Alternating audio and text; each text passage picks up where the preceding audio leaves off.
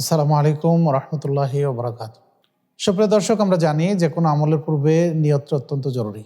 রাসূলুল্লাহ সাল্লাল্লাহু আলাইহি ওয়াসাল্লাম বলেছেন, মানুষের কর্মফল নিয়তের উপর নির্ভরশীল। সুতরাং প্রত্যেক ব্যক্তির জন্য তাই রয়েছে যা সে নিয়ত করে। আমলের ক্ষেত্রে নিয়ত অত্যন্ত জরুরি। এখন ফরজ সিয়ামের নিয়তটা কখন করতে হবে? রাসূলুল্লাহ সাল্লাল্লাহু আলাইহি সাল্লাম বলেছেন, যে ব্যক্তি ফজরের পূর্বে রাত্রে সিয়ামের নিয়ত না করলো তার কোনো সিয়াম নেই। সুনানে নাসাই 2331, ইরওয়াউল গালিল 914 নম্বর হাদিস। তাহলে আমরা জানলাম যে ফরজ সিয়ামের নিয়ত রাত্রে করতে হয়, অর্থাৎ ফজরের পূর্বে করতে হয়। যদিও নফল সিয়ামের নিয়তটা জোহরের আগে করলে যথেষ্ট হয়। এই প্রসঙ্গে শেখ বিন বাজ রাহিমাহুল্লাহ তিনি বলছেন যে যদি কোনো ব্যক্তি এই ব্যাপারে সে নিশ্চিত হয়, সে জানে যে আগামীকালকে সে সিয়াম পালন করবে, তাহলে এটা তার জন্য যথেষ্ট।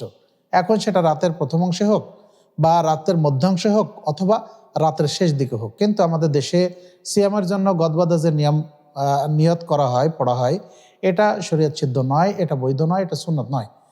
যেমন পড়া হয় নাওয়াইতু আন আসুমা গাদান মিন শাহরে রমাজানা, তো এই যে আমি আগামীকালকে সিয়াম পালন করব, এটা নিয়ত করছে, অথচ সাহারি খাওয়া হয় কিন্তু ওই দিনে।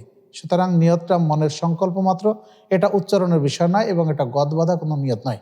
বরং মনে মনে সংকল্প করলেই ফরজ সিয়াম আদায় হয়ে যাবে ইনশাল্লাহ।